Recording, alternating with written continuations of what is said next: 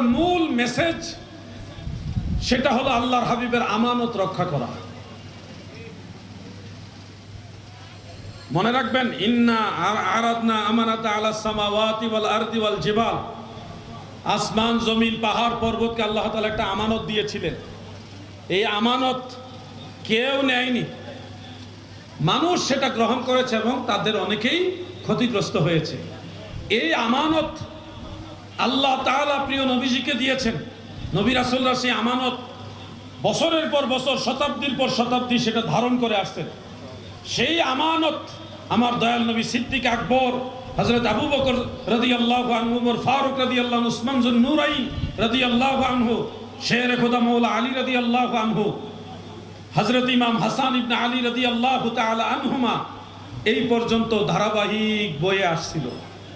এই আমানতটা এমন একটা আমানত, এটা সিনার ভিতরে থাকে। কোথায় বলেন না, কোথায়? আল ইলমু ইলমান ফাইলমু ফিল কলবি ফাযাকা ইলমুন নাফি' ওয়া ইলমু আলাল লিসান ফাযাকা হুজ্জাতুল্লাহি আযজা ওয়া জাল্লা ইলা আখির। ইলম দুই প্রকার, একটা ইলম থাকে সিনার ভিতরে, কালবে।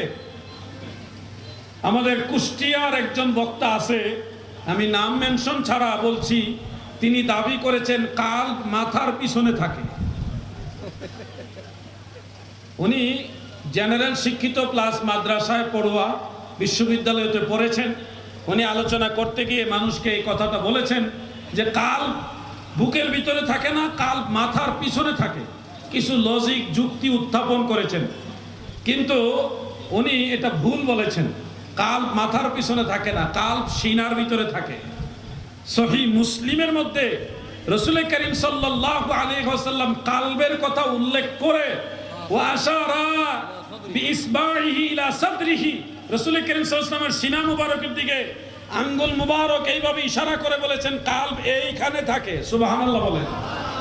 অতএব আল্লাহর রাসূল বলতেছেন কালব হলো সিনার ভিতরে, আর তুমি কালব মাথার পিছনে নিচ্ছ।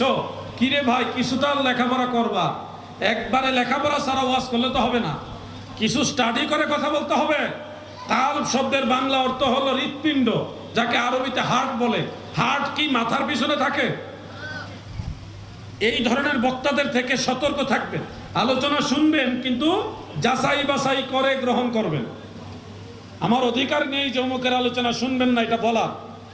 আমি আপনাকে বলবো শুনেন, কিন্তু যাচাই বাছাই করবেন। এই বক্তা আরো বলেছে যে আসসালাতু মিফতাহুল জান্নাহ, বা নামাজ বেহেশতের চাবি, এটা নাকি কোনো হাদিসে নাই, সনদ মতনে কোথাও নাকি উনি পান নাই। তো একটা ন্যূনতম বিষয়, আমাদের মাদ্রাসার ছাত্র যারা ছোট ছোট বাচ্চা 40 হাদিস যারা মুখস্থ করে, তারাও কিন্তু মিফতাহুল জান্নাতিস সালাহ এটা মুখস্থ করেছে। জান্নাতের চাবি হলো নামাজ। আমার সেই ভাই, তিনি জানেই না এটা যে হাদিস শরীফ। উনি বলতেছে সনদের মতনে কোথাও এটা আছে বলে ওনার জানা নাই। এটা সাধারণ বিষয়, উনি জানে না, ওয়াজ করতে ময়দানে নেমে গেছে। এটা জামিউত তিরমিজির হাদিস, মুসনাদ আহমদের হাদিস, হযরত জাবির ইবনে আব্দুল্লাহ রাদিয়াল্লাহু আনহু থেকে বর্ণিত হাদিস। আল্লাহ রাসূল বলেছেন মিফতাহুল জান্নাতিস সালাহ, জান্নাতের চাবি হলো নামাজ। অতএব যে বলবে এটা হাদিসে নাই, ওনার আরো স্টাডি করা দরকার। হুটহাট করে নতুন কোনো কথা যদি আপনারা কারো কাছে শুনেন, এটা হুটহাট করে গ্রহণ করবেন না, যাচাই বাছাই করে গ্রহণ করবেন। ভবে হাটেতে হাটক কিনতে এসে চিনতে, নারী লিপিত লোকে মিকেল, বাহিরের রূপে ধাঁধা লাগিল রে তুই মজি